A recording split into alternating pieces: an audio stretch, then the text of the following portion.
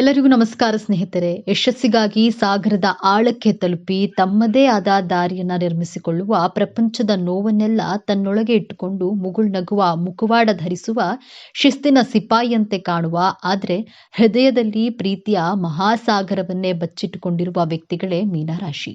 ಮೀನರಾಶಿಯ ಬಂಧುಗಳೇ, ನೀವು ಈಗ ನೋಡುತ್ತಿರುವ ಈ ವಿಡಿಯೋ ಆಕಸ್ಮಿಕವಾಗಿ ನಿಮ್ಮ ಮುಂದೆ ಬಂದಿಲ್ಲ.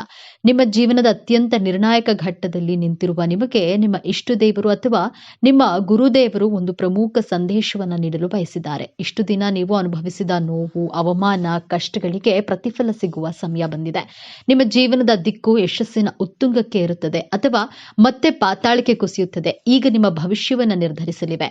ಈ ಸಮಯದಲ್ಲಿ ನಿಮಗೆ ಎದುರಾಗಲಿರುವ ದೊಡ್ಡ ಕಠಿಣ ಸವಾಲು ಯಾವುದು, ಅದರಿಂದ ನೀವು ಪಾರಾಗೋದು ಹೇಗೆ ತಿಳಿಯಲು ಈ ವಿಡಿಯೋದಲ್ಲಿ ಸಂಪೂರ್ಣವಾಗಿ ನೋಡಿ. ಯಾಕಂದ್ರೆ ಈ ವಿಡಿಯೋ ನಿಮಗಾಗಿ ಬಂದಿರುವ ದೈವಿಕ ಸಂದೇಶ. ಹಾಗೆ ಜೈ ಗುರು ರಾಘವೇಂದ್ರ ಎಂದು ಕಾಮೆಂಟ್ ಮಾಡಿ, ಹಾಗೆ ವಿಡಿಯೋಗೆ ಲೈಕ್ ಮಾಡಿ. ಮೊದಲಿಗೆ ಇಷ್ಟು ದಿನ ನೀವು ಕಷ್ಟಪಟ್ಟಿದ್ದು ಯಾಕೆ ಎಂದು ತಿಳಿಯೋಣ. ಕಳೆದ ಕೆಲವು ವರ್ಷಗಳಿಂದ ವಿಶೇಷವಾಗಿ ಶನಿ ಪ್ರಭಾವದಿಂದ ನೀವು ಅನುಭವಿಸಿದ ಯಾತನೆ ಅಷ್ಟಿಷ್ಟಲ್ಲ. ಮೀನರಾಶಿಯವರೇ, ನೀವು ಅತಿ ಸೂಕ್ಷ್ಮ ಮನಸ್ಸಿನವರು. ಬೇರೆಯವರ ಸಣ್ಣ ನೋವನ್ನ ಕೂಡ ಸಹಿಸಿಕೊಳ್ಳೋದಿಲ್ಲ. ಆದ್ರೆ ನಿಮಗೆ ನಿರಂತರವಾಗಿ ನೋವು, ಮೋಸ ಮತ್ತು ಒಂಟಿತನ ಕಾಡಿದೆ. ಹೇಳಿಕೊಳ್ಳಲಾಗದೆ ನೋವು, ಕಾರಣವೇ ಇಲ್ಲದ ಅಪವಾದಗಳು. ನೀವು ಒಳ್ಳೆಯದನ್ನೇ ಬಯಸಿದ್ರು ಜನ ನಿಮ್ಮನ್ನ ತಪ್ಪು ತಿಳಿದುಕೊಂಡ್ರು. ನಿಮ್ಮ ಒಳ್ಳೆಯತನವನ್ನೇ ಅಸ್ತ್ರವಾಗಿ ಬಳಸ್ಕೊಂಡು ನಿಮಗೆ ಮೋಸ ಮಾಡಿದ್ರು. ಆರ್ಥಿಕವಾಗಿ ಅದೆಷ್ಟು ಕಷ್ಟ ಎದುರಿಸಿದ್ದೀರಿ ಅಂದರೆ, ರಾತ್ರಿ ಮಲಗುವಾಗ ಕಣ್ಣೀರು ಹಾಕದೆ ನೀವು ಮಲಗಿದ ದಿನಗಳೇ ಕಡಿಮೆ. ನಿಮ್ಮದೆಲ್ಲದ ತಪ್ಪಿಗೆ ನೀವು ಅವಮಾನ ಎದುರಿಸಬೇಕಾಯಿತು. ನೀವು ಪ್ರಾಣಕ್ಕಿಂತ ಹೆಚ್ಚಾಗಿ ನಂಬಿದವರೇ ನಿಮಗೆ ಬೆನ್ನಿಗೆ ಚೂರಿ ಹಾಕಿದ್ರು. ಇದಕ್ಕೆಲ್ಲ ಕಾರಣ ಏನು? ನಿಮ್ಮ ಪ್ರಯತ್ನದಲ್ಲಿ ಯಾವುದೇ ದೋಷವಿರಲಿಲ್ಲ. ಆದ್ರೆ ನಿಮ್ಮ ರಾಶಿಯ ಮೇಲೆ ಗ್ರಹಗಳ ಹಿಡಿತ ನಿಮ್ಮನ್ನ ಅಕ್ಷರಶಃ ಹಿಂಡಿ ಹಿಪ್ಪೆ ಮಾಡಿತು. ಇದು ನಿಮ್ಮ ಜೀವನದ ಒಂದು ಅಗ್ನಿ ಪರೀಕ್ಷೆಯಾಗಿತ್ತು. ದೇವರು ನಿಮ್ಮನ್ನ ಶುದ್ಧ ಚಿನ್ನವನ್ನಾಗಿ ಮಾಡಲು ಇಷ್ಟೆಲ್ಲ ಪರೀಕ್ಷೆಗಳನ್ನ ಕೊಟ್ಟನು. ಆದ್ರೆ ಆ ಕಷ್ಟದ ದಿನಗಳನ್ನ, ಆ ಕರಾಳ ಅಧ್ಯಾಯನ ಈಗ ಮುಗಿಯುವ ಹಂತಕ್ಕೆ ಬಂದಿದೆ. ಹೌದು, ಈ ಸಮಯವನ್ನ ನಿಮ್ಮ ಜೀವನದ ಸುವರ್ಣ ಯುಗ ಎಂದು ಬರೆದಿಟ್ಕೊಳ್ಳಿ. ನಿಮ್ಮ ರಾಶಿಯಾಧಿಪತಿಯಾದ ಗುರುಬಲದ ಸಂಪೂರ್ಣ ಕೃಪೆ ಮತ್ತು ನೀವು ಪಟ್ಟ ಶ್ರಮಕ್ಕೆ ಶನಿ ಮಹಾತ್ಮನು ಈಗ ಪ್ರತಿಫಲ ನೀಡಲು ಬಯಸಿದ್ದಾನೆ. ನಿಮ್ಮ ಜೀವನದ ಪ್ರತಿಯೊಂದು ಕ್ಷೇತ್ರವು ಹೇಗೆ ಅದ್ಭುತವಾಗಿ ಬದಲಾಗುತ್ತೆ ಎಂದು ಈಗ ಒಂದೊಂದಾಗಿ ನೋಡೋಣ. ಮೊದಲನೇದಾಗಿ, ನಿಮ್ಮ ವೃತ್ತಿ ಜೀವನ. ಎಷ್ಟೋ ದಿನಗಳಿಂದ ಒಂದೇ ಜಾಗದಲ್ಲಿ ಕೂತು ನಿಮ್ಮಲ್ಲಿರುವ ಪ್ರತಿಭೆಗೆ ಮತ್ತು ಜ್ಞಾನಕ್ಕೆ ತಕ್ಕ ಬೆಲೆ ಸಿಗಲಿಲ್ಲ. ಎಷ್ಟೇ ಪ್ರಾಮಾಣಿಕವಾಗಿ ದುಡಿದ್ರೂ ನಿಮಗೆ ಪ್ರಶಂಸೆ ಸಿಗಲಿಲ್ಲ. ಆದ್ರೆ ಈ ಉತ್ತಮ ಸಮಯದಲ್ಲಿ ಗ್ರಹಗಳ ಸಂಚಾರವು ನಿಮ್ಮ ವೃತ್ತಿ ಸ್ಥಾನವನ್ನ ಅತ್ಯಂತ ಬಲಪಡಿಸುತ್ತದೆ. ಯಾರು ನಿಮ್ಮನ್ನ ಕಡೆಗಣಿಸಿದ್ದಾರೋ ಅವರೇ ನಿಮ್ಮ ಬಳಿ ಸಲಹೆ ಕೇಳಿ ಬರುವ ಸಮಯವಿದು. ಅನಿರೀಕ್ಷಿತವಾಗಿ ಒಂದು ದೊಡ್ಡ ಜವಾಬ್ದಾರಿ ಅಥವಾ ನೀವು ವರ್ಷಗಳಿಂದ ಕಾಯುತ್ತಿದ್ದ ಕೆಲಸ ನಿಮ್ಮ ಕೈ ಸೇರಲಿದೆ. ನಿಮ್ಮ ಸೃಜನಶೀಲತೆಗೆ ಈಗ ದೊಡ್ಡ ಮನ್ನಣೆ ಸಿಗಲಿದೆ. ಇನ್ನು ಉದ್ಯೋಗ ಬದಲಾವಣೆ ಮಾಡಬೇಕು ಎಂದುಕೊಂಡವರಿಗೆ ಈಗಿರುವ ಕೆಲಸ ಬಿಡಬೇಕಾ ಬೇಡವಾ ಎಂಬ ಮಹಾಗೊಂದಲದಲ್ಲಿದ್ದ ನಿಮಗೆ ಈ ಸಮಯ ಅತ್ಯಂತ ಶುಭ ಸಮಯ. ನಿಮಗೆ ಬರುವ ಹೊಸ ಉದ್ಯೋಗದ ಅವಕಾಶಗಳು ನೀವು ಕನಸಿನಲ್ಲೂ ನಿರೀಕ್ಷೆ ಮಾಡೋದಕ್ಕಿಂತ ದೊಡ್ಡ ಮಟ್ಟದಲ್ಲಿರುತ್ತೆ. ಸಂಬಳ, ಹುದ್ದೆ ಎರಡರಲ್ಲೂ ದೊಡ್ಡ ಏರಿಕೆ ಕಾಣ್ತೀರಿ.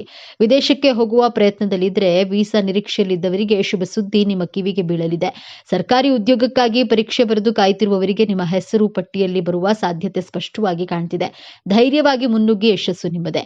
ಎರಡನೆಯದಾಗಿ, ಶತ್ರುಗಳ ಕಾಟ ಮತ್ತು ಕೋರ್ಟ್ ಕಚೇರಿ. ನಿಮ್ಮ ಬೆನ್ನ ಹಿಂದೆ ಮಾತನಾಡುವವರು, ನಿಮ್ಮ ಹೇಳಿಕೆಗಳನ್ನ ಸಹಿಸದ ಗುಪ್ತ ಶತ್ರುಗಳು ನಿಮ್ಮ ವಿರುದ್ಧವೇ ಪಿತೂರಿ ಮಾಡುವುದರಿಂದ ನೀವು ಬಹಳಷ್ಟು ನೊಂದಿದ್ದೀರಿ.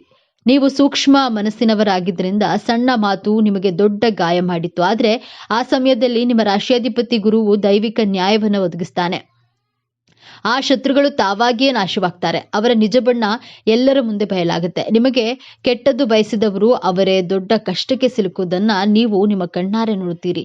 ನಿಮ್ಮ ಮೇಲಿದ್ದ ದೃಷ್ಟಿದೋಷ, ನಕಾರಾತ್ಮಕ ಶಕ್ತಿಗಳು ಸಂಪೂರ್ಣವಾಗಿ ದೂರವಾಗಲಿವೆ. ಇನ್ನ ಆಸ್ತಿ ವಿವಾದ, ಸುಳ್ಳು ಕೇಸುಗಳು ಅಥವಾ ವಿಚ್ಛೇದನದಂತಹ ಕೋರ್ಟು ಕಚೇರಿ ವಿಚಾರಗಳಲ್ಲಿ ಸಿಲುಕಿ ವರ್ಷಗಳಿಂದ ಅಲೆದು ನಿಮ್ಮ ಸಮಯ, ಹಣ ಮತ್ತು ಮಾನಸಿಕ ನೆಮ್ಮದಿ ಎಲ್ಲವೂ ಹಾಳಾಗಿತ್ತು. ಆದ್ರೆ ಈಗ ದೈವಿಕ ನ್ಯಾಯ ನಿಮ್ಮ ಪರವಾಗಿ ನಿಲ್ಲಲಿದೆ. ಕೇಸಿನಲ್ಲಿ ನಿಮಗೆ ಜಯ ಸಿಗೋದು ನಿಶ್ಚಿತ. ನಿಮ್ಮ ಮೇಲಿದ್ದ ಅಪವಾದಗಳು ಸುಳ್ಳು ಎಂದು ಸಾಬೀತಾಗುತ್ತೆ. ನಿಮ್ಮ ಆಸ್ತಿ, ನಿಮ್ಮ ಗೌರವ ನಿಮಗೆ ಮರಳಿ ಸಿಗಲಿದೆ. ಸಣ್ಣ ಸಣ್ಣ ವಿಷಯಗಳ ಜಗಳಗಳು, ಅನಗತ್ಯ ಮನಸ್ತಾಪ, ಇಬ್ಬರ ನಡುವೆ ಮೂರನೇ ವ್ಯಕ್ತಿಯ ಪ್ರವೇಶದಿಂದ ಸಂಬಂಧವು ಹಳಸಿ ಹೋಗಿತ್ತು. ವಿಚ್ಛೇದನದ ಅಂಚಿಗೆ ತಲುಪಿದ್ದೀರಿ. ಆದ್ರೆ ಆ ಶುಭ ಸಮಯದಲ್ಲಿ ನಿಮ್ಮ ರಾಶಿಯಾಧಿಪತಿ ಗುರುವು ನಿಮ್ಮಿಬ್ಬರ ನಡುವಿನ ಪ್ರೀತಿಯನ್ನ ಮತ್ತೆ ಚಿಗುರಿಸ್ತಾನೆ. ಗುರುಬಲದಿಂದಾಗಿ ನಿಮ್ಮ ನಡುವಿನ ಎಲ್ಲಾ ತಪ್ಪು ತಿಳುವಳಿಕೆಗಳು ದೂರವಾಗಿ ಅನ್ಯೂನ್ಯತೆ ಹೆಚ್ಚಾಗುತ್ತೆ. ನಿಮ್ಮ ಸಂಬಂಧ ಮತ್ತೆ ಮೊದಲಿನಂತೆ ಮಧುರವಾಗಲಿದೆ. ಇನ್ನು ಮದುವೆಯಾಗದಂತಹ ಮೀನರಾಶಿಯ ಯುವಕ ಯುವತಿಯರಿಗೆ ನಿಮಗೆ ಒಳ್ಳೆಯ ಸಂಬಂಧ ಕೂಡಿ ಬರಲಿದೆ. ನಿಮ್ಮ ಮದುವೆ ನಿಶ್ಚಯವಾಗುವ ಎಲ್ಲಾ ಸಂಭವವಿದೆ. ಹಾಗೆಯೇ ಸಂತಾನ ಭಾಗ್ಯಕ್ಕಾಗಿ ಎಷ್ಟೋ ವರ್ಷಗಳಿಂದ ಕಾಯುತ್ತಿದ್ದ ದಂಪತಿಗಳಿಗೆ ವೈದ್ಯರ ಬಳಿ ಅಲೆದು ಸಾಕಾಗಿ ಪೂಜೆ ವ್ರತಗಳನ್ನ ಮಾಡಿ ಕಣ್ಣೀರು ಹಾಕಿದ್ದೀರಿ. ನಿಮ್ಮ ಈ ನೋವಿನ ಕಣ್ಣೀರಿಗೆ ಈಗ ಬೆಲೆ ಸಿಗಲಿದೆ. ಸಂತಾನಕಾರಕನಾದ ಗುರುವು ನಿಮ್ಮ ಪಂಚಮ ಸ್ಥಾನವನ್ನ ಬಲಪಡಿಸ್ತಾನೆ. ನಿಮ್ಮ ಮನೆಯಲ್ಲಿ ತೊಟ್ಟಿಲು ತೂಗುವ ಶುಭ ಸುದ್ದಿ ನಿಮ್ಮ ಕಿವಿಗೆ ಬೀಳಲಿದೆ. ನಿಮ್ಮ ಮಕ್ಕಳ ಹಠಮಾರಿತನ, ಓದಿನಲ್ಲಿ ಗಮನ ಇಲ್ಲದಿರುವುದು ಅಥವಾ ಅವರ ಆರೋಗ್ಯದ ಬಗ್ಗೆ ನಿಮಗೆ ದೊಡ್ಡ ಚಿಂತೆಯಾಗಿತ್ತು.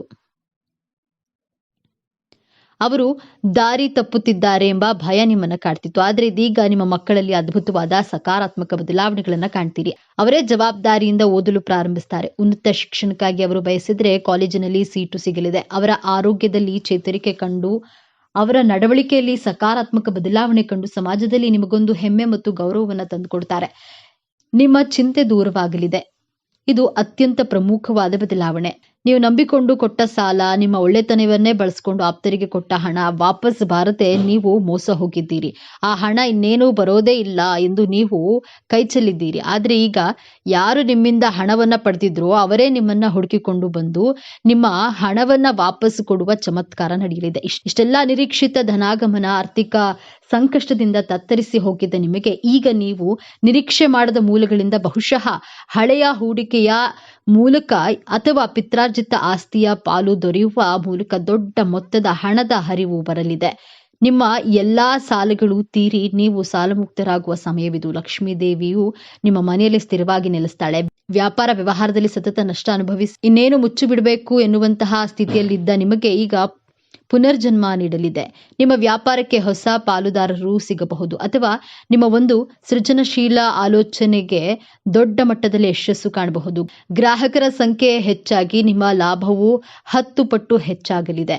ಇಷ್ಟೆಲ್ಲ ಅದ್ಭುತ ಯಶಸ್ಸು, ಹಣ, ಗೌರವ, ಸಂಬಂಧಗಳು ಎಲ್ಲವೂ ನಿಮ್ಮದಾಗಲಿದೆ. ಆದ್ರೆ ನಿಮ್ಮ ಮುಂದೆ ಒಂದು ದೊಡ್ಡ ಕಷ್ಟಕರವಾದ ಸವಾಲು ಕೂಡ ಎದುರಾಗಲಿದೆ. ಈ ಸವಾಲನ್ನ ನೀವು ಗೆಲ್ಲಲೇಬೇಕು.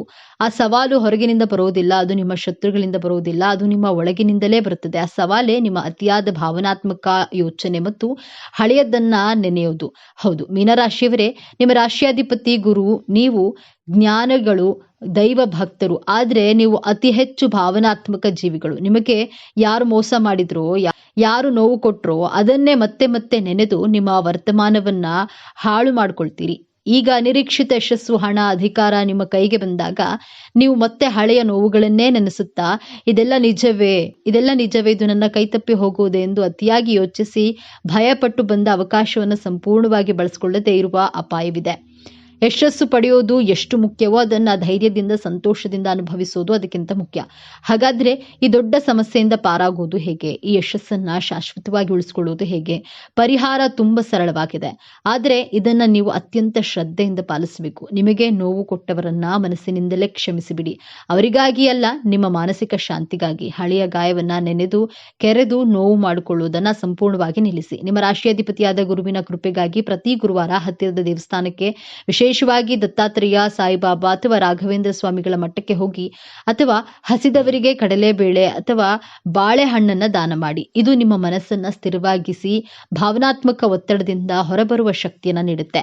ನಿಮಗೆ ಯಶಸ್ಸು ಸಿಕ್ಕಾಗ, ಹಣ ಬಂದಾಗ ಅದನ್ನ ತಲೆಗೇರಿಸಿಕೊಳ್ಬೇಡಿ. ತಕ್ಷಣ ನಿಮ್ಮ ಇಷ್ಟ ದೇವರನ್ನ ಅಥವಾ ಗುರುವನ್ನ ಮನಸ್ಸಿನಲ್ಲಿ ಸ್ಮರಿಸಿ, ಇದೆಲ್ಲ ನಿನ್ನ ಕೃಪೆ, ನನ್ನದಲ್ಲ ಎಂದು ಕೃತಜ್ಞತೆಯನ್ನ ಸಲ್ಲಿಸಿ. ಯಶಸ್ಸು ಬಂದಾಗ ತಲೆಬಾಗಿರಿ. ಈ ಒಂದು ವಿನಯಂತಿಕೆ ನಿಮ್ಮ ಎಲ್ಲಾ ಭಾಗ್ಯವನ್ನ ನಿಮ್ಮ ಬಳಿಯೇ ಉಳಿಸುತ್ತದೆ. ಮೀನರಾಶಿಯವರೇ, ನಿಮ್ಮ ಜೀವನವನ್ನ ಸಂಪೂರ್ಣವಾಗಿ ಬದಲಾಯಿಸುವ ಶಕ್ತಿ, ನಿಮ್ಮ ವಿಜಯ ಆರಂಭವಾಗಲಿದೆ. ನೀವು ಅನುಭವಿಸಿದ ಪ್ರತಿಯೊಂದು ನೋವಿಗೂ ಈಗ ಪ್ರತಿಫಲ ಸಿಗಲಿದೆ. ನಿಮ್ಮ ಕಣ್ಣೀರು ಈಗ ಆನಂದ ಭಾಷ್ಪವಾಗಿ ಬದಲಾಗುವ ಸಮಯ ಬಂದಿದೆ. ನೆನಪಿಡಿ, ಈ ವಿಡಿಯೋ ನಿಮಗೆ ತಲುಪಿದ್ದು ಆಕಸ್ಮಿಕವಲ್ಲ. ಇದು ನಿಮ್ಮ ಇಷ್ಟ ದೇವರು ನಿಮಗೆ ನೀಡುತ್ತಿರುವ ಸ್ಪಷ್ಟ ಸಂದೇಶ. ಈ ಅದ್ಭುತ ಸಮಯವನ್ನ ಸದುಪಯೋಗಪಡಿಸಿಕೊಳ್ಳಿ. ನಿಮ್ಮ ಜೀವನದ ಹೊಸ ಅಧ್ಯಾಯಕ್ಕೆ ತಯಾರಾಗಿರಿ. ನಿಮ್ಮ ನಂಬಿಕೆಯ ಸಂಕೇತವಾಗಿ ನಿಮ್ಮ ಜೀವನ ಬದಲಾಗಬೇಕು ಎನ್ನುವ ಸಂಕಲ್ಪದೊಂದಿಗೆ ತಪ್ಪದೆ ನಿಮ್ಮ ಕುಲದೇವರು ಅಥವಾ ನಿಮ್ಮ ಇಷ್ಟ ದೇವರ ಹೆಸರನ್ನ ಕಾಮೆಂಟ್ ಮಾಡಿ. ಆ ಭಗವಂತನು ನಿಮ್ಮನ್ನು ಸದಾ ಕಾಪಾಡಲಿ. ಸರ್ವೇ ಜನೋ ಸುಖಿನೋ ಭವತು. ಇದೇ ತರಹದ ಜ್ಯೋತಿಷ್ಯಕ್ಕೆ ಸಂಬಂಧಪಟ್ಟಂತಹ ವಿಡಿಯೋ ನೋಡಲು ನಮ್ಮ ಚಾನೆಲ್ಗೆ ಸಬ್ಸ್ಕ್ರೈಬ್ ಆಗಿ, ವಿಡಿಯೋಗೆ ಲೈಕ್ ಮಾಡಿ, ಶೇರ್ ಮಾಡಿ. ಮೌನ ಮನಸ್ಸನ್ನ ಶುದ್ಧ ಮಾಡುತ್ತದೆ. ಸ್ನಾನ ದೇಹವನ್ನ ಶುದ್ಧಿ ಮಾಡುತ್ತೆ. ಪ್ರಾರ್ಥನೆ ಆತ್ಮವನ್ನ ಶುದ್ಧಿ ಮಾಡುತ್ತೆ. ಒಂದು ಕ್ಷಮೆ ಸಂಬಂಧವನ್ನ ಶುದ್ಧಿ ಮಾಡುತ್ತೆ. ಮೀನರಾಶಿಯವರಿಗೆ ಯಾವೆಲ್ಲ ಸ್ವಭಾವ ಇರುತ್ತದೆ, ಮೀನರಾಶಿಯವರ ಮುಂದಿನ ಜೀವನವನ್ನ ಹೇಗೆಲ್ಲ ನಡೆಸ್ತಾರೆ, ಮೀನರಾಶಿಯವರಿಗೆ ಹಣಕಾಸಿನ ವಿಚಾರದಲ್ಲಿ ಹೇಗೆಲ್ಲ ಅನುಕೂಲತೆಗಳು ಇರುತ್ತವೆ, ಮೀನರಾಶಿಯವರ ನಡತೆ ಹಾಗೂ ಸ್ವಭಾವ ಹೇಗಿರುತ್ತದೆ, ಮೀನರಾಶಿಯವರಿಗೆ ವಿದ್ಯಾಭ್ಯಾಸ ಕುರಿತು ಮುಂದಿನ ಜೀವನ ಹೇಗಿರುತ್ತದೆ, ಮೀನರಾಶಿಯವರು ಇವರ ಕುಟುಂಬವನ್ನ ಹೇಗೆಲ್ಲ ನಿಭಾಯಿಸ್ತಾರೆ, ಮೀನರಾಶಿಯವರ ಮನಸ್ಸಿನಲ್ಲಿರುವಂತಹ ಅವ್ಯಕ್ತ ಭಯ ಯಾವುದು ಎಂಬುದರ ಬಗ್ಗೆ ಈ ವಿಡಿಯೋದಲ್ಲಿ ತಿಳಿಸಿಕೊಡಲಿದ್ದೇನೆ. ಈ ಎಲ್ಲಾ ವಿಚಾರಗಳ ಬಗ್ಗೆ ಈ ವಿಡಿಯೋದಲ್ಲಿ ಮೀನರಾಶಿಯವರ ಸಂಪೂರ್ಣ ಮಾಹಿತಿಯನ್ನು ತಿಳಿಯೋಣ ಬನ್ನಿ. ಅದಕ್ಕೂ ಮೊದಲು ನೀವೇನಾದರೂ ದೇವರು ಮತ್ತು ಜ್ಯೋತಿಷ್ಯ ಶಾಸ್ತ್ರವನ್ನ ನಂಬೋದಾದ್ರೆ ಈ ವಿಡಿಯೋಗೆ ಈಗಲೇ ಲೈಕ್ ಮಾಡಿ ಮತ್ತು ತಪ್ಪದೆ ನಮ್ಮ ಚಾನೆಲ್ಗೆ ಸಬ್ಸ್ಕ್ರೈಬ್ ಮಾಡಿಕೊಳ್ಳಿ. ಭಯ ಅನ್ನೋದು ಮನುಷ್ಯನ ಸಹಜ ಗುಣ. ಒಬ್ಬೊಬ್ಬರಿಗೆ ಒಂದೊಂದು ವಿಚಾರದ ಬಗ್ಗೆ ಭಯ, ಆತಂಕವಿರುತ್ತೆ. ಮತ್ತೆ ಕೆಲವರು ಭವಿಷ್ಯತ್ ಕಾಲದ ಬಗ್ಗೆ ಅತಿಯಾಗಿ ಯೋಚನೆ ಮಾಡಿ ಭಯ ಪಡ್ತಾರೆ. ಜನ್ಮ ಕುಂಡಲಿಯ 6, 8, 12ನೇ ಭಾವದಿಂದ ನಿಮ್ಮ ಭಯದ ಮೂಲ ಕಾರಣಗಳನ್ನು ಕಂಡುಹಿಡಿಯಬಹುದು. 6ನೇ ಭಾವದಿಂದ ರೋಗ, ಋಣ, ಶತ್ರುಗಳ ಭಯವಿರುತ್ತದೆ. 8ನೇ ಭಾವದಿಂದ ನಿಮ್ಮ ಜೀವನದಲ್ಲಿ ಘಟಿಸುವಂತಹ ಆಕಸ್ಮಿಕ ಘಟನೆಗಳ ಭಯವನ್ನ ವಿಶ್ಲೇಷಣೆ ಮಾಡಬಹುದು. 12ನೇ ಭಾವದಿಂದ ವಸ್ತುಗಳನ್ನ, ಸಂಬಂಧಗಳನ್ನು ಕಳೆದುಕೊಳ್ಳುವಂತಹ ಭಯವಿರುತ್ತದೆ. ಕಾಲಪುರುಷನ ಕುಂಡಲಿಯಲ್ಲಿ ಮೀನರಾಶಿ 12ನೇ ರಾಶಿಯಾಗಿದೆ. ಈ ರಾಶಿಯ ಅಧಿಪತಿ ಗುರುಗ್ರಹ. ಪಂಚತತ್ವಗಳ ಪ್ರಕಾರ ಮೀನರಾಶಿ ಜಲತತ್ವ ರಾಶಿ. ಪಂಚಮಾಧಿಪತಿ ಚಂದ್ರಗ್ರಹ, ನವಮಾಧಿಪತಿ ಮಂಗಳ ಗ್ರಹ. ಗುರು ಎಂದ್ರೆ ಜ್ಞಾನಕಾರಕ, ಸಂತಾನಕಾರಕ, ಧನಕಾರಕ, ಆತ್ಮ ವಿಶ್ಲೇಷಣೆಗೆ ಕಾರಕ, ಜವಾಬ್ದಾರಿಗಳಿಗೆ ಕಾರಕ ಗ್ರಹ. ಚಂದ್ರಗ್ರಹ ಎಂದ್ರೆ ಮಾತೃಕಾರಕ, ಭಾವನೆಗಳಿಗೆ ಭಯಕ್ಕೆ ಕಾರಕ ಗ್ರಹ, ಮನಸ್ಸಿನ ಗುಪ್ತ ಚಿಂತನೆ, ಮನಸ್ಸಿನ ಚಂಚಲತೆಗೆ ಕಾರಕ ಗ್ರಹವಾಗಿದೆ. ಮಂಗಳ ಗ್ರಹ ಶಕ್ತಿ, ನೇತೃತ್ವ, ಕ್ರೋಧ, ಹಠ, ನಿಷ್ಠೆ, ಸಾಹಸಕ್ಕೆ ಪ್ರತೀಕ ಗ್ರಹ. ಜಾತಕದಲ್ಲಿ ಈ 3 ಗ್ರಹಗಳು ಬಲವಾಗಿದ್ದರೆ ಜಾತಕದವರು ಹೆಸರು, ಕೀರ್ತಿ ಗಳಿಸಿ ಆನಂದಕರ ಹಾಗೂ ಸಂತೋಷಕರವಾದಂತಹ ಜೀವನವನ್ನು ನಡೆಸ್ತಾರೆ. ಯಾರ ಜಾತಕದಲ್ಲಿ ಈ 3 ಗ್ರಹಗಳು ಶತ್ರು ಕ್ಷೇತ್ರ, ನೀಚ ಕ್ಷೇತ್ರಗಳಲ್ಲಿ ಸ್ಥಿತವಾಗಿದ್ದು, ಚಂದ್ರಗ್ರಹ ನೀಚ ರಾಶಿ, ಮಂಗಳ ಗ್ರಹ 12ನೇ ಭಾವದಲ್ಲಿ ಸ್ಥಿತವಾಗಿದ್ರೆ ಜೀವನ ಬಹಳ ಆತಂಕ, ಕಷ್ಟಕರವಾಗಿರುತ್ತೆ. ರಾಶಿಯಾಧಿಪತಿ ಗುರುಗ್ರಹವಾಗಿರೋದ್ರಿಂದ ಜಾತಕರು ಹೆಚ್ಚು ಜ್ಞಾನವಂತರು ಆಗಿರ್ತಾರೆ. ಬೇರೆಯವರ ಮಾತುಗಳನ್ನ ತಾಳ್ಮೆಯಿಂದ ಆಲಿಸಿ ತಮ್ಮ ಮಾತುಗಳನ್ನ ಗಂಭೀರವಾಗಿ, ಬಹಳ ಮೃದುವಾಗಿ ಮಾತನಾಡ್ತಾರೆ. ಜ್ಞಾನವನ್ನ ಪಡೆಯಲು ಹಾಗೂ ಜ್ಞಾನವನ್ನ ಹಂಚಲು ಸದಾಕಾಲ ಹಾತೊರೆಯುತ್ತಾರೆ. ಪ್ರತಿಯೊಂದು ಪ್ರಾಣಿ ಪಕ್ಷಿಗಳ ಬಗ್ಗೆ ದಯೆ, ಅನುಕಂಪವನ್ನ ತೋರಿಸ್ತಾರೆ. ಗುರುವಿನ ಆಶೀರ್ವಾದದಿಂದ ಎಂತಹದ್ದೇ ಕಠಿಣವಾದಂತಹ, ಜಟಿಲವಾದಂತಹ ಕೆಲಸವಾಗಲಿ, ಜ್ಞಾನವನ್ನೇ ಆಗಲಿ ಅತಿ ಸರಳವಾಗಿ ಕಲಿಯುತ್ತಾರೆ. ಕಷ್ಟಕರವಾದಂತಹ ಕೆಲಸ ಕಾರ್ಯಗಳನ್ನು ಸರಳವಾಗಿ ಮಾಡುವಂತಹ ಕಲೆ, ಜಾಣ್ಮೆ ಉಳ್ಳವರು. ಪಂಚಮಾಧಿಪತಿ ಚಂದ್ರಗ್ರಹವಾಗಿರೋದ್ರಿಂದ ಸಂಗೀತ, ಸಾಹಿತ್ಯ, ಕಲೆಯಲ್ಲಿ ವಿಶೇಷ ಆಸಕ್ತಿ ಉಳ್ಳವರು ಮತ್ತು ಮನಸ್ಸು ಬಹಳ ಚಂಚಲವಾಗಿರುತ್ತೆ, ಬಹಳ ಕೋಮಲವಾಗಿರುತ್ತೆ. ಮೀನರಾಶಿಯವರು ತನ್ನ ಹಾಗೂ ತನ್ನ ಆತ್ಮೀಯರ, ಗೆಳೆಯರ ಜೀವನವನ್ನ ಸ್ವಯಂ ವಿಶ್ಲೇಷಣೆ ಮಾಡ್ತಾರೆ, ಸ್ವಯಂ ಆತ್ಮ ಮಂಥನ ಮಾಡಿಕೊಳ್ತಾರೆ. ನವಮಾಧಿಪತಿ ಮಂಗಳ ಗ್ರಹ ಆಗಿರೋದ್ರಿಂದ ಇವರು ಸಾಹಸಿ ಗುಣದವರು, ವೀರತತ್ವ ಗುಣದವರು. ಮೀನರಾಶಿಯವರು ಮಲ್ಲ ಯುದ್ಧ, ದೈಹಿಕ ಯುದ್ಧ ಮಾಡುವುದಿಲ್ಲ, ಶಬ್ದಗಳ ಮಾತಿನ ಮೂಲಕ ಯುದ್ಧ ಮಾಡ್ತಾರೆ. ಬಹಳ ಬುದ್ಧಿವಂತರಾಗಿರುವಂತಹ ಕಾರಣ ಜಗಳದಿಂದ ಯಾವುದೇ ಸಮಸ್ಯೆಗಳನ್ನು ಸರಿಪಡಿಸುವುದು ಅಸಾಧ್ಯ ಎಂಬ ಕಾರಣದಿಂದ ಮಾತಿನ ಮೂಲಕ ಸರಿಪಡಿಸಿಕೊಳ್ತಾರೆ. ಮಾತನ್ನ ತನ್ನ ಅಸ್ತ್ರವನ್ನಾಗಿ ಉಪಯೋಗಿಸಿಕೊಳ್ತಾರೆ. ಯಾವುದೇ ಸಮಸ್ಯೆಗಳನ್ನು ಬಹಳ ಸಂಯಮ, ತಾಳ್ಮೆ, ಸಹನೆಯಿಂದ ಬಗೆಹರಿಸುವಲ್ಲಿ ನಂಬಿಕೆ ಇಟ್ಟಿರ್ತಾರೆ. ಮೀನರಾಶಿಯ ಚಿಹ್ನೆ 2 ಮೀನಗಳು ಒಂದಕ್ಕೊಂದು ಅಂಟಿಕೊಳ್ಳದ ಹಾಗೆ ಚಲಿಸುತ್ತಿರುವಂತಹ ಚಿತ್ರವಾಗಿದೆ. ಮೀನರಾಶಿ ದ್ವಿಸ್ವಭಾವ ರಾಶಿಯಾಗಿರೋದ್ರಿಂದ ನಿರ್ಧಾರಗಳನ್ನು ತೆಗೆದುಕೊಳ್ಳಲು ಒದ್ದಾಡ್ತಾರೆ. ಮೀನರಾಶಿಯವರು ಆಧ್ಯಾತ್ಮಿಕ ಜೀವನದಲ್ಲಿ ಹೆಚ್ಚು ದೃಢವಾದ ನಂಬಿಕೆ ಉಳ್ಳವರು. ಮೀನರಾಶಿಯವರು ತನ್ನ ಜೀವನ ಸಂಗಾತಿಯೇ ಹೆಚ್ಚು ಪ್ರಾಮುಖ್ಯತೆ ಕೊಡುವರು. ಕರುಣೆ, ದಯೆ, ಕ್ಷಮಾಗುಣ 12 ರಾಶಿಗಳಿಗೆ ಹೋಲಿಸಿದರೆ ಮೀನರಾಶಿಯವರಲ್ಲಿ ಹೆಚ್ಚಾಗಿ ಕಾಣಬಹುದು. ಜಲತತ್ವ ರಾಶಿಯಾಗಿರೋದ್ರಿಂದ ಹೊಂದಿಕೊಳ್ಳುವಂತಹ ಸ್ವಭಾವ ನೀರಿನಷ್ಟೇ ಸರಳ, ಶುದ್ಧವಾಗಿರುತ್ತದೆ. ಇವರ ವಿಚಾರ, ಮಾತನಾಡುವಂತಹ ರೀತಿ, ಯೋಚಿಸುವಂತಹ ರೀತಿ, ಇವರ ಕಾರ್ಯವೈಖರಿ, ಇವರು ನೋಡುವಂತಹ ನೋಟಗಳಲ್ಲಿ ವಿಶ್ಲೇಷಣೆ, ಸರಳತೆಯನ್ನು ಕಾಣಬಹುದು. ಎಷ್ಟೇ ಕಷ್ಟಕರವಾದಂತಹ, ಕ್ಲಿಷ್ಟಕರವಾದಂತಹ ಕೆಲಸವನ್ನ ಕೊಟ್ಟರೂ ಕ್ಷಣ ಮಾತ್ರದಲ್ಲಿಯೇ ಅತಿ ಸುಲಭವಾಗಿ ಮಾಡಿ ಮುಗಿಸ್ತಾರೆ. ನೀರಿನ ವೇಗಕ್ಕೆ ದೊಡ್ಡ ದೊಡ್ಡ ಪ್ರಾಣಿಗಳು ವಸ್ತುಗಳು ಮುಳುಗಿ ಹೋದ್ರೂ ಮೀನು ಮಾತ್ರ ಬಹಳ ಸರಳವಾಗಿ ಈಜುವಂತಹ ರೀತಿ ಇವರ ವ್ಯಕ್ತಿತ್ವ ಇರುತ್ತೆ. ಮೀನರಾಶಿಯವರ ಗುಣವೆಂದ್ರೆ ಯಾರನ್ನಾದ್ರೂ ಬಹಳ ಬೇಗ ನಂಬಿಡ್ತೀರಾ. ದೇವರನ್ನ ನಂಬುವಷ್ಟೇ ಮನುಷ್ಯರನ್ನ ನಂಬಿ ಮೋಸ ಹೋಗ್ತಾರೆ. ಇವರ ಸಂಬಂಧಗಳಿಗೆ ವಿಶ್ವಾಸ ದ್ರೋಹವಾದಾಗ ಮೌನಕ್ಕೆ ಶರಣಾಗ್ತಾರೆ. ಯಾರ ಜೊತೆಗೂ ಸೇರದೆ ತನ್ನಷ್ಟಕ್ಕೆ ಒಂಟಿಯಾಗಿ ಇರುವ ಗುಣ ಈ ಸಮಾಜಕ್ಕೆ ಅಹಂಕಾರಿಯಂತೆ ಕಾಣ್ತಾರೆ. ಈ ಸಮಾಜದವರು ಮೀನರಾಶಿಯವರನ್ನ ಮಾನಸಿಕವಾಗಿ ಶೋಷಣೆ ಮಾಡ್ತಾರೆ. ನೀವು ನಿಮ್ಮ ಜೀವನ ಸಂಗಾತಿ ಆತ್ಮೀಯರ ಬಗ್ಗೆ ಹೆಚ್ಚು ಚಿಂತೆ ಕಾಳಜಿಯನ್ನು ವಹಿಸ್ತೀರಾ. ತುಂಬಾ ಪ್ರೊಟೆಕ್ಟಿವ್ ಆಗಿರ್ತೀರಾ. ನಿಮ್ಮ ಮನಸ್ಸಿನಲ್ಲಿರುವ ಕಷ್ಟವನ್ನ ಯಾರಿಗೂ ಹೇಳದೆ ಹೋರಾಟ ಮಾಡುವುದೇ ಇವರ ಮನಸ್ಸಿನ ಭಯಕ್ಕೆ ಮೂಲ ಕಾರಣವಾಗಿದೆ. ನಿರಂತರ ಪ್ರಯತ್ನ ಮಾಡುತ್ತಾ ನಾನು ಈ ಪ್ರಯತ್ನದಲ್ಲಿ ಸೋತು ಹೋದ್ರೆ ನನ್ನ ಜೀವನ ಸಂಗಾತಿಯ ಮೇಲೆ, ನನ್ನ ಕುಟುಂಬದವರ ಮೇಲೆ ಯಾವ ಕೆಟ್ಟ ಪ್ರಭಾವವೂ ಬೀರಬಾರ್ದು, ಅವರ ಗೌರವಕ್ಕೆ ಧಕ್ಕೆ ಬಾರಬಾರ್ದು, ನನ್ನ ಜೀವನ ಸಂಗಾತಿ ನನ್ನಿಂದ ಯಾವತ್ತಿಗೂ ದೂರವಾಗಬಾರ್ದು ಎಂಬ ಅವ್ಯಕ್ತ ಭಯವಿರುತ್ತದೆ. ಮೀನರಾಶಿ ಮೋಕ್ಷ ರಾಶಿಯಾಗಿದೆ. ಪ್ರೀತಿ, ಕ್ಷಮೆ, ಕರುಣೆಯ ಪ್ರತೀಕ ರಾಶಿ. ಈ ಮೂರೂ ಗುಣಗಳು ದೇವರಲ್ಲಿಯೂ ಇದೆ. ಬಲವಾದ ಕಾರಣಕ್ಕೆ ನೀವು ಈ ಭೂಮಿ ಮೇಲೆ ಜನಿಸಿರ್ತೀರಾ. ಭಯವನ್ನ ಬಿಡಿ. ನಿಮ್ಮ ಜೀವನದಲ್ಲಿ ನಿಮಗೆ ದ್ರೋಹ ಮಾಡಿದಂತಹ ವ್ಯಕ್ತಿಗಳಿಗೆ ನಿಮ್ಮ ಜೊತೆ ಇರಲು ಯೋಗ್ಯತೆ ಇರದ ಕಾರಣ ದೇವರು ನಿಮ್ಮ ಜೀವನದಿಂದ ಆ ವ್ಯಕ್ತಿಯನ್ನ ದೂರ ಮಾಡಿರ್ತಾರೆ. ಜನರನ್ನ ನಂಬುವ ಬದಲು ಪರಮಾತ್ಮನನ್ನ ನಂಬಿ ಧೈರ್ಯವಾಗಿ ಜೀವನ ಸಾಗಿಸಿ. ಈ ಮೀನರಾಶಿಯವರು ಬೇಗ ಈಸಿಯಾಗಿ ಎಲ್ಲರನ್ನ ನಂಬಿಡ್ತೀರಾ. ಹಾಗೆಯೇ ನಂಬಿ ಅಷ್ಟೇ ಬೇಗ ಮೋಸ ಹೋಗ್ತಾರೆ. ಇವರು ಈಸಿಯಾಗಿ ಪ್ರತಿಯೊಬ್ಬರನ್ನು ಇವರೆಲ್ಲರೂ ನಮ್ಮವರೇ, ಎಲ್ಲರೂ ನನ್ನವರೇ ಎಂದು ತುಂಬಾನೇ ಪ್ರೀತಿಯಿಂದ ನಂಬಿಡ್ತಾರೆ. ಆದರೆ ಈ ರೀತಿಯಾಗಿ ನಂಬೋದ್ರಿಂದ ಇವರ ಜೀವನದಲ್ಲಿ ಇವರಿಗೆ ನಂಬಿಕೆ ದ್ರೋಹ ಅನ್ನೋದನ್ನ ಇವರ ಜೊತೆಯಲ್ಲಿ ಇದ್ದವರೇ ಮಾಡ್ತಾರೆ. ಅವ್ರು ಯಾರಾದರೂ ಸರಿ ಅಥವಾ ಇವರಿಗೆ ಯಾರೇ ಸಿಗಲಿ ಅವರನ್ನು ನಂಬಿಡ್ತಾರೆ. ಮೀನರಾಶಿಯವರು ಯಾರನ್ನಾದ್ರೂ ಏನಾದ್ರೂ ಚೆನ್ನಾಗಿ ಮಾತನಾಡಿಸಿದ್ರೆ ಸಾಕು, ಅವರನ್ನ ವೇಗವಾಗಿ ನಂಬಿಡ್ತೀರಾ. ಹಾಗೆಯೇ ನಂಬಿಸಿದ ವ್ಯಕ್ತಿ ಇವರಿಗೆ ನಂಬಿಕೆ, ದ್ರೋಹ, ಮೋಸ, ವಂಚನೆ ಎಲ್ಲವನ್ನ ಸಹ ಮಾಡಿ ಹೊರಟು ಹೋಗ್ತಾರೆ.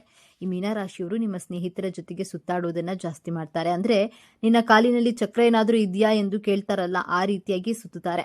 ಮೀನರಾಶಿಯವರು ಮೊದಲೇ ಓಡಾಟ ಮಾಡೋದು ತುಂಬಾ ಜಾಸ್ತಿ ಇರೋದ್ರಿಂದ ಇವರ ಫ್ರೆಂಡ್ಸ್ ಯಾರಾದ್ರೂ ಸ್ವಲ್ಪ ಮಾತನಾಡಿದ್ರೆ ಸಾಕು, ಯಾರಾದ್ರೂ ಜೊತೆಯಲ್ಲಿ ಫ್ರೆಂಡ್ಸ್ ಅಂದ್ರೆ ಸಾಕು, ಅವರು ಎಲ್ಲಿಯಾದ್ರೂ ಹೋಗೋಣವೆಂದ್ರೆ ಸಾಕು, ಇವರು ಆಗೋದಿಲ್ಲ ಎನ್ನುವ ಪ್ರಶ್ನೆಯೇ ಇಲ್ಲ. ಆ ರೀತಿಯಾಗಿ ಮೀನರಾಶಿಯವರು ಓಡಾಟ ಅನ್ನೋದನ್ನ ಜಾಸ್ತಿ ಮಾಡ್ತಾರೆ. ಅವರ ಕೆಲಸಗಳನ್ನ ಬಿಟ್ಟು ಫ್ರೆಂಡ್ಸ್ಗಳ ಜೊತೆ ಜಾಸ್ತಿ ಸುತ್ತಾಡೋದು ಮಾಡ್ತಾರೆ. ಅಷ್ಟು ಹೃದಯವಂತರು ಮೀನರಾಶಿಯವರು. ಇವರ ಕುಟುಂಬದವರಿಗೆ ಅಥವಾ ಯಾರಾದ್ರೂ ಪರಿಚಯ ಆದ್ರೆ ಅವರನ್ನ ನಂಬಿಬಿಡ್ತಾರೆ. ಅವರಿಗಾಗಿ ಅತಿ ಹೆಚ್ಚು ಹಣವನ್ನ ಖರ್ಚು ಮಾಡ್ತಾರೆ. ಯಾರಾದ್ರೂ ಹಣದ ಸಹಾಯ ಕೇಳಿದ್ರೆ ಇವರಿಂದ ಎಷ್ಟಾಗುತ್ತೋ ಅಷ್ಟು ಸಹಾಯ ಮಾಡೇ ಮಾಡ್ತಾರೆ. ಈ ರಾಶಿಯವರಿಗೆ ಹಣಕ್ಕಿಂತ ಜನ ಮುಖ್ಯ ಎಂದು ನಂಬ್ತಾರೆ. ಮೀನರಾಶಿಯವರು ಹೆಚ್ಚು ಓಡಾಡ್ತಾರೆ ಅಂದ್ರೆ ಖರ್ಚು ಸಹ ಜಾಸ್ತಿಯೇ ಇರುತ್ತೆ ಅಲ್ವಾ. ಹಾಗಾಗಿ ಮೀನರಾಶಿಯವರು ತಮ್ಮ ಖರ್ಚುಗಳ ಬಗ್ಗೆ ಸ್ವಲ್ಪ ನಿಯಂತ್ರಣ ಅನ್ನೋದನ್ನ ಇಟ್ಕೊಳ್ಬೇಕು. ಈ ಮೀನರಾಶಿಯವರು ಜೀವನದಲ್ಲಿ ಸಾಧನೆ ಮಾಡಲೇಬೇಕೆಂದು ಹೋರಾಟ ಮಾಡೋದೇ ಜಾಸ್ತಿ. ಇವರು ಓಡಾಡ್ತಾರೆ ಅಂದ್ರೆ ಇವರು ಸುಮ್ಮನೆ ಖಾಲಿ ಪೋಲಿ ಬಿದ್ದು ಓಡಾಡಲ್ಲ. ಇವರು ತಮ್ಮ ಜೀವನದಲ್ಲಿ ಏನಾದ್ರೂ ಸಾಧನೆ ಮಾಡಲೇಬೇಕು ಎನ್ನುವ ಗುರಿಯನ್ನ ಇಟ್ಕೊಂಡಿರ್ತಾರೆ. ಕಷ್ಟಪಟ್ಟು ದುಡಿಬೇಕು ಎನ್ನುವ ಆಲೋಚನೆ ಇಟ್ಟು ಒಂದು ಸ್ಥಳದಿಂದ ಇನ್ನೊಂದು ಸ್ಥಳಕ್ಕೆ ಹೋಗಿ ಕಷ್ಟಪಟ್ಟು ದುಡಿಯುವ ಮಾರ್ಗವನ್ನ ನೋಡಿಕೊಂಡು ಈ ಮೀನರಾಶಿಯವರು ತುಂಬಾನೇ ಓಡಾಡುವುದು ಮಾಡ್ತಾರೆ. ಹಾಗಾಗಿ ಇವರ ಜೀವನದಲ್ಲಿ ಸಕ್ಸಸ್ ಅನ್ನೋದನ್ನ ಬಹುಬೇಗ ಕಾಣ್ತಾರೆ ಎಂದೇ ಹೇಳಬಹುದು. ಒಟ್ಟಿನಲ್ಲಿ ಮೀನರಾಶಿಯವರು ತುಂಬಾ ಓಡಾಡ್ತಾರೆ, ಕಷ್ಟಪಟ್ಟು ದುಡಿತಾರೆ. ದುಡಿದ ಹಣವನ್ನ ಸ್ವಲ್ಪ ಸಹಾಯ ಮಾಡ್ತಾರೆ, ಉಳಿದ ಹಣವನ್ನ ಕುಟುಂಬಕ್ಕಾಗಿ ಮೀಸಲಿಡ್ತಾರೆ. ಎಲ್ಲಾ ರೀತಿಯ ಆನಂದವನ್ನ ಅನುಭವಿಸ್ತಾರೆ. ನಿಜಕ್ಕೂ ನೀವು ಅದೃಷ್ಟವಂತರು ಅಂತಾನೆ ಹೇಳಬಹುದು ಅಂತ ಹೇಳ್ತಾ ಇವತ್ತಿನ ವಿಡಿಯೋವನ್ನ ಮುಗಿಸ್ತಾ ಇದ್ದೇನೆ. ಈ ವಿಚಾರಗಳು ನಿಮಗೆ ಇಷ್ಟ ಆಗಿದೆ ಅಂತ ಭಾವಿಸ್ತಾ ಇದ್ದೇನೆ. ಇಷ್ಟ ಆಗಿದ್ರೆ ನಮ್ಮ ಚಾನೆಲ್ನ ತಪ್ಪದೆ ಸಬ್ಸ್ಕ್ರೈಬ್ ಮಾಡಿಕೊಳ್ಳಿ. ಈ ವಿಡಿಯೋಗೆ ಒಂದು ಲೈಕ್ ಕೊಡೋದನ್ನ ಮರಿಬೇಡಿ. ಈ ವಿಡಿಯೋವನ್ನ ನಿಮ್ಮ ಫ್ರೆಂಡ್ಸ್ ಅಂಡ್ ಫ್ಯಾಮಿಲಿ ಗ್ರೂಪ್ಸ್ನಲ್ಲಿ ಹೆಚ್ಚು ಶೇರ್ ಮಾಡಿ. ನಿಮ್ಮ ಅಭಿಪ್ರಾಯವನ್ನ ತಪ್ಪದೆ ಕಾಮೆಂಟ್ ಮಾಡಿ. ಮೀನರಾಶಿಯವರು ಜ್ಯೋತಿಷ್ಯ ಚಕ್ರದ 12ನೇ ರಾಶಿ. ಗುರು ಬೃಹಸ್ಪತಿಯ ಆಡಳಿತಕ್ಕೆ ಒಳಪಟ್ಟಿರುವ ಈ ವ್ಯಕ್ತಿತ್ವದೊಳಗೆ ಅದೆಷ್ಟೋ ರಹಸ್ಯಗಳಿವೆ, ಅದೆಷ್ಟೋ ಕರಾಳ ಸತ್ಯಗಳಿವೆ. ನೀವು ಮೀನರಾಶಿಯವರಾಗಿದೆ ತಪ್ಪದೆ ಪೂರ್ತಿ ವಿಡಿಯೋ ನೋಡಿ, ತಪ್ಪದೆ ವಿಡಿಯೋಗೆ ಲೈಕ್ ಮಾಡಿ. ಎಲ್ಲರೂ ಭಕ್ತಿಯಿಂದ ಓಂ ಶ್ರೀ ಮಹಾಲಕ್ಷ್ಮಿ ನಮಃ ಅಂತ ಕಾಮೆಂಟ್ ಮಾಡಿ. ಯಶಸ್ಸಿಗಾಗಿ ಸಾಗರದ ಆಳಕ್ಕೆ ತಲುಪಿ ತಮ್ಮದೇ ಆದ ದಾರಿಯನ್ನ ನಿರ್ಮಿಸಿಕೊಳ್ಳುವ ಪ್ರಪಂಚದ ನೋವನ್ನೆಲ್ಲ ತನ್ನೊಳಗೆ ಇಟ್ಟುಕೊಂಡು ಮುಗುಳ್ನಗುವ ಮುಖವಾಡದ ಧರಿಸುವಂತಹ ಶಿಸ್ತಿನ ಸಿಪಾಯಿಯಂತೆ ಕಾಣುವ, ಆದರೆ ಹೃದಯದಲ್ಲಿ ಪ್ರೀತಿಯ ಮಹಾಸಾಗರವನ್ನೇ ಬಚ್ಚಿಟ್ಕೊಂಡಿರುವಂತಹ ವ್ಯಕ್ತಿಗಳೇ ಮೀನರಾಶಿ. ಆತ್ಮೀಯ ಬಂಧುಗಳೇ, ಇಂದಿನ ನಮ್ಮ ಪಯಣ ಜ್ಯೋತಿಷ್ಯ ಲೋಕದ ಅತ್ಯಂತ ಸಂವೇದನಾಶೀಲ ಮತ್ತು ಅರ್ಥ ಮಾಡಿಕೊಳ್ಳಲು ಕಷ್ಟವಾದ ರಾಶಿಯಾದ ಮೀನರಾಶಿಯವರ ಬಗ್ಗೆ. ರಾಶಿಚಕ್ರದ 12ನೇ ಮತ್ತು ಅಂತಿಮ ರಾಶಿಯಾದ ಮೀನರಾಶಿ ತನ್ನೊಳಗೆ ಉಳಿದ 11 ರಾಶಿಗಳ ಗುಣಗಳ ತುಣುಕನ್ನ ಇಟ್ಟುಕೊಂಡಿದೆ. ಇದೇ ಕಾರಣಕ್ಕೆ ಇವರನ್ನ ಅರ್ಥ ಮಾಡಿಕೊಳ್ಳುವುದು ಸುಲಭವಲ್ಲ. ಮೀನರಾಶಿಯ ಚಿಹ್ನೆಯನ್ನ ಗಮನಿಸಿದ್ದೀರಾ? 2 ಮೀನುಗಳು ಪರಸ್ಪರ ವಿರುದ್ಧ ದಿಕ್ಕಿನಲ್ಲಿ ಈಜುತ್ತಿರುತ್ತವೆ. ಇದು ಕೇವಲ ಒಂದು ಚಿತ್ರವಲ್ಲ, ಅದು ಮೀನರಾಶಿಯವರ ಸಂಪೂರ್ಣ ಜೀವನದ ಸಾರಾಂಶ. ಒಂದು ಮೀನು ವಾಸ್ತವದ ಕಡೆಗೆ ಈಜಿದ್ರೆ ಮತ್ತೊಂದು ಕನಸಿನ ಲೋಕದ ಕಡೆಗೆ ಈಜುತ್ತದೆ. ಈ ನಿರಂತರ ಸಂಘರ್ಷವೇ ಅವರ ವ್ಯಕ್ತಿತ್ವವನ್ನು ರೂಪಿಸುತ್ತೆ. ಈ ರಾಶಿಯ ಅಧಿಪತಿ ಜ್ಞಾನ, ವಿಸ್ತಾರ ಮತ್ತು ಅದೃಷ್ಟದ ಕಾರಕನಾದ ಗುರು ಬೃಹಸ್ಪತಿ. ಹಾಗಾಗಿಯೇ ಮೀನರಾಶಿಯವರಿಗೆ ಅಪಾರವಾದ ಜ್ಞಾನ ಮತ್ತು ಸಹಜವಾದ ತಿಳುವಳಿಕೆ ಇರುತ್ತೆ. ಇವರ ತತ್ವ ಜಲತತ್ವ. ನೀರಿನಂತೆ ಇವರು ಯಾವುದೇ ಪಾತ್ರೆಗೆ, ಯಾವುದೇ ಪರಿಸ್ಥಿತಿಗೆ ಹೊಂದಿಕೊಳ್ಳಲು ಬಲ್ಲರು. ಆದರೆ ನೀರಿನಂತೆ ಇವರು ಆಳ ಮತ್ತು ನಿಗೂಢ ಕೂಡ. ಮೀನರಾಶಿಯವರನ್ನ ನೀವು ಮೊದಲ ಬಾರಿಗೆ ಭೇಟಿಯಾದಾಗ ಅವರ ಕಣ್ಣುಗಳನ್ನ ಗಮನಿಸಿ. ಅವರ ಕಣ್ಣುಗಳಲ್ಲಿ ಒಂದು ವಿಚಿತ್ರವಾದ ಆಳ ಮತ್ತು ಸಹಾನುಭೂತಿ ಕಾಣುತ್ತದೆ. ಇವರು ಈ ಭೂಮಿಯ ಮೇಲಿನ ಅತ್ಯಂತ ಸಹಾನುಭೂತಿಯುಳ್ಳ ಜೀವಿಗಳು. ಬೇರೆಯವರ ನೋವನ್ನ ತಮ್ಮ ನೋವಿನಂತೆ ಭಾವಿಸುವ ಅಪರೂಪದ ಗುಣ ಇವರದ್ದು. ನಿಮ್ಮ ಕಷ್ಟವನ್ನ ಕೇಳಲು ಇವರಿಗಿಂತ ಉತ್ತಮ ಸ್ನೇಹಿತ ಇರಲಾರ. ಯಾವುದೇ ಫಲಾಪೇಕ್ಷೆ ಇಲ್ಲದೆ ಸಹಾಯಕ್ಕೆ ಧಾವಿಸ್ತಾರೆ. ಇನ್ನು ಪ್ರಾಣಿ ಪಕ್ಷಿಗಳೆಂದ್ರೆ ಇವರಿಗೆ ಎಲ್ಲಿಲ್ಲದ ಪ್ರೀತಿ. ಇವರ ಈ ಗುಣವೇ ಇವರ ದೊಡ್ಡ ಶಕ್ತಿ. ಮೀನರಾಶಿಯವರ ಮನಸ್ಸು ಒಂದು ಕ್ಯಾನ್ವಾಸ್ ಇದ್ದಂತೆ. ಅಲ್ಲಿ ಬಣ್ಣ ಬಣ್ಣದ ಕನಸುಗಳು, ಅದ್ಭುತ ಕಲ್ಪನೆಗಳು ಸದಾ ಇರುತ್ತೆ. ಸಂಗೀತ, ಚಿತ್ರಕಲೆ, ಸಾಹಿತ್ಯ, ನಟನೆ, ಕವಿತೆ, ಹೀಗೆ ಕಲೆಯ ಯಾವುದೇ ಪ್ರಕಾರದಲ್ಲಿ ಇವರು ಮಿಂಚಬಲ್ಲರು. ಇವರ ಸೃಷ್ಟಿಗಳು ಕೇವಲ ಮನೋರಂಜನೆ ನೀಡುವುದಿಲ್ಲ, ಅವುಗಳಲ್ಲಿ ಒಂದು ಆಳವಾದ ಭಾವನೆ ಮತ್ತು ಸಂದೇಶ ಅಡಗಿರುತ್ತೆ. ವಾಸ್ತವ ಪ್ರಪಂಚದ ಕಠೋರತೆಯಿಂದ ತಪ್ಪಿಸಿಕೊಳ್ಳಲು ಇವರು ತಮ್ಮದೇ ಆದ ಒಂದು ಸುಂದರ ಜಗತ್ತನ್ನ ಸೃಷ್ಟಿಸಿಕೊಳ್ಳುತ್ತಾರೆ. ಮೀನರಾಶಿಯವರಿಗೆ ತರ್ಕಿಗಿಂತ ಹೆಚ್ಚಾಗಿ ತಮ್ಮ ಮನಸ್ಸಿನ ಮಾತು ಅಥವಾ ಸಿಕ್ಸ್ತ್ ಸೆನ್ಸ್ ಮೇಲೆ ಹೆಚ್ಚು ನಂಬಿಕೆ.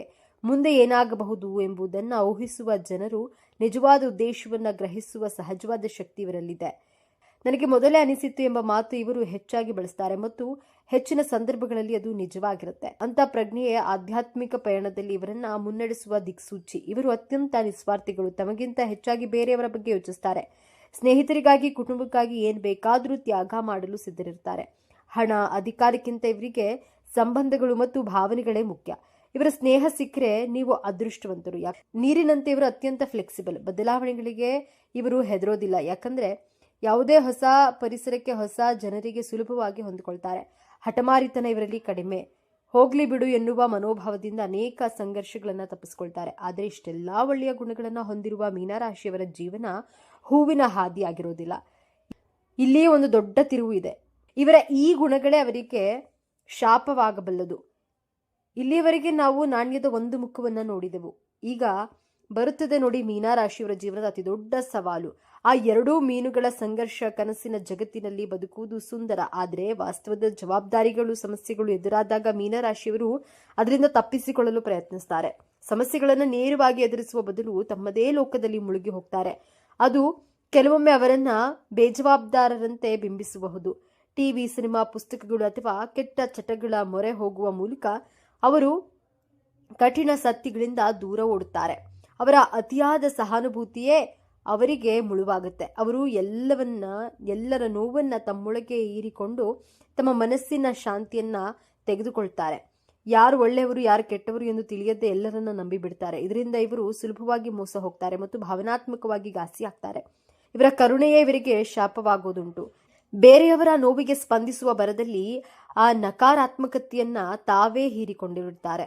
ಚಿಕ್ಕ ಪುಟ್ಟ ವಿಷಯಗಳಿಗೂ ಇವರ ಮನಸ್ಸಿಗೆ ಬಹಳ ಬೇಗ ನೋವಾಗುತ್ತೆ. ಭಾವನೆಗಳ ಅಲೆಯಲ್ಲಿ ಸಿಲುಕಿ ಸರಿಯಾದ ನಿರ್ಧಾರ ತೆಗೆದುಕೊಳ್ಳಲು ಒದ್ದಾಡ್ತಾರೆ.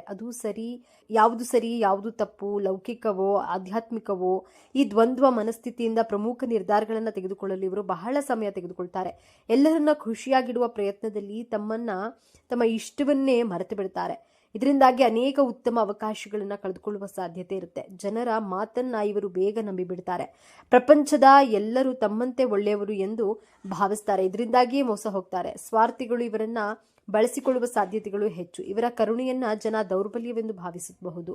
ಹಾಗಾದ್ರೆ ಇಂತಹ ಸಂಕೀರ್ಣ ವ್ಯಕ್ತಿತ್ವದ ಮೀನರಾಶಿಯವರು ಪ್ರೀತಿಯಲ್ಲಿ ಬಿದ್ದಾಗ ಹೇಗಿರ್ತಾರೆ ಎಂದು ನೋಡೋದಾದ್ರೆ, ಮೀನರಾಶಿಯವರ ಪ್ರೀತಿ ಒಂದು ಸುಂದರವಾದ ಕಾವ್ಯದಂತೆ. ಇವರು ಪ್ರೀತಿಯಲ್ಲಿ ಸಂಪೂರ್ಣವಾಗಿ ತಮ್ಮನ್ನ ತಾವು ಅರ್ಪಿಸಿಕೊಳ್ತಾರೆ. ಇವರಿಗೆ ಪ್ರೀತಿ ಅಂದ್ರೆ ಕೇವಲ ಡೇಟಿಂಗ್ ಅಥವಾ ಸಮಯ ಕಳೆಯುವುದಲ್ಲ, ಅದೊಂದು ಆತ್ಮಗಳ ಮಿಲನ ಮತ್ತು ತಮ್ಮ ಸಂಗಾತಿಯಿಂದ ಆತ್ಮ ಸಂಗಾತಿಯನ್ನು ಹುಡುಕ್ತಾರೆ. ಇವರು ಜಗತ್ತಿನ ಅತ್ಯಂತ ಉತ್ತಮ ಪ್ರೇಮಿಗಳು. ಸಣ್ಣ ಸಣ್ಣ ಸರ್ಪ್ರೈಸ್ ಕೊಡೋದು, ಪ್ರೀತಿಯಿಂದ ಮಾತನಾಡುವುದು, ಸಂಗಾತಿಯ ಭಾವನೆಗಳಿಗೆ ಬೆಲೆ ಕೊಡುವುದರಲ್ಲಿ ಇವರು ಎತ್ತಿದ ಕೈ. ಆದರೆ ಇಲ್ಲಿ ಒಂದು ಸವಾಲು ಇದೆ. ಇವರು ತಮ್ಮ ಸಂಗಾತಿಯನ್ನು ತುಂಬಾ ಇಷ್ಟಪಡ್ತಾರೆ, ಆದರೆ ಸಂಗಾತಿಯಲ್ಲಿ ಯಾವುದೇ ತಪ್ಪುಗಳೇ ಇಲ್ಲ ಎಂದು ಭಾವಿಸಿ ಬಿಡ್ತಾರೆ. ನಂತರ ವಾಸ್ತವದಲ್ಲಿ ಸಂಗಾತಿಯ ತಪ್ಪುಗಳು ಕಂಡಾಗ ಇವರ ಹೃದಯ ಗಾಜಿನಂತೆ ಪುಡಿ ಪುಡಿಯಾಗುತ್ತೆ. ಇವರ ಕನಸಿನ ಕೋಟೆ ನುಚ್ಚುನೂರಾಗಿ ಹೋಗುತ್ತೆ. ಸಂಬಂಧಗಳಲ್ಲಿ ಸಂಪೂರ್ಣ ಪಾರದರ್ಶಕತೆ ಮತ್ತು ಭಾವನಾತ್ಮಕ ಬೆಂಬಲವನ್ನು ಬಯಸ್ತಾರೆ. ಕರ್ಕಾಟಕ, ವೃಶ್ಚಿಕ ಮತ್ತು ವೃಷಭ ರಾಶಿಯವರೊಂದಿಗೆ ಇವರ ಹೊಂದಾಣಿಕೆ ಉತ್ತಮವಾಗಿರುತ್ತೆ. ಮೀನ ರಾಶಿಯವರೇ ಕೇಳಿಸಿಕೊಳ್ಳಿ, ಪ್ರೀತಿಯಲ್ಲಿ ಬೀಳುವುದು ತಪ್ಪಲ್ಲ, ಆದರೆ ನಿಮ್ಮನ್ನ ನೀವು ಮರೆಯುವಷ್ಟು ತಪ್ಪು ಪ್ರೀತಿಸಿ. ಆದರೆ ವಾಸ್ತವದ ನೆಲಗಟ್ಟಿನ ಮೇಲೆ ನಿಂತು ಪ್ರೀತಿಸಿ. ನಿಮ್ಮ ಭಾವನೆಗಳಿಗೆ ಒಂದು ಗಡಿ ನಿರ್ಮಿಸಿಕೊಳ್ಳೋದು ಕಲಿಯಿರಿ. ಮೀನರಾಶಿಯವರು ಹಣದ ಹಿಂದೆ ಓಡುವ ಜಯಮಾನದವರಲ್ಲ. ಅವರಿಗೆ ತಾವು ಮಾಡುವಂತಹ ಕೆಲಸದ ತೃಪ್ತಿ ಮತ್ತು ಅರ್ಥ ಸಿಗಬೇಕು. ಕೇವಲ ಸಂಬಳಕ್ಕಾಗಿ ಇಷ್ಟವಿಲ್ಲದ ಕೆಲಸವನ್ನ ಮಾಡಲು ಇವರಿಂದ ಸಾಧ್ಯವಿಲ್ಲ. ಸೃಜನಶೀಲ ಕ್ಷೇತ್ರಗಳಾದ ಬರಹಗಾರ, ಸಂಗೀತಗಾರ, ಚಿತ್ರಕಲಾವಿದ, ನೃತ್ಯಪಟು, ಫ್ಯಾಷನ್ ಡಿಸೈನರ್, ಛಾಯಾಗ್ರಾಹಕ, ಹೀಗೆ ಇವರ ಕಲ್ಪನಾ ಶಕ್ತಿಗೆ ಅವಕಾಶವಿರುವ ಯಾವುದೇ ಕ್ಷೇತ್ರವಾದರೂ ಸರಿ. ಸೇವಾ ಕ್ಷೇತ್ರಗಳಾದ ವೈದ್ಯರು, ನರ್ಸ್, ಮನೋವೈದ್ಯರು, ಸಲಹೆಗಾರರು, ಶಿಕ್ಷಕರು, ಸಮಾಜ ಸೇವಕರು, ಇವರ ಸಹಾನುಭೂತಿಯ ಗುಣ ಇಲ್ಲಿ ಅದ್ಭುತವಾಗಿ ಕೆಲಸ ಮಾಡುತ್ತೆ.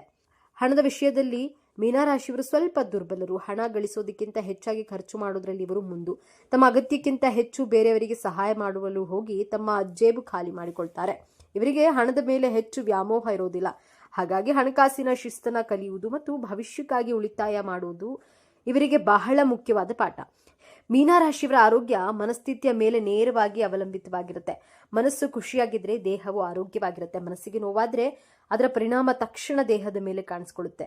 ಇವರು ಅತಿಯಾಗಿ ಯೋಚಿಸೋದ್ರಿಂದ ಮತ್ತು ಬೇರೆಯವರ ಭಾವನೆಗಳನ್ನು ಹೀರಿಕೊಳ್ಳೋದ್ರಿಂದ ಒತ್ತಡ, ಆತಂಕ ಮತ್ತು ಖಿನ್ನತೆಗೆ ಸುಲಭವಾಗಿ ಒಳಗಾಗ್ತಾರೆ. ಮೀನರಾಶಿ ರಾಶಿಚಕ್ರದ ಕೊನೆಯ ಮೆಟ್ಟಿಲು.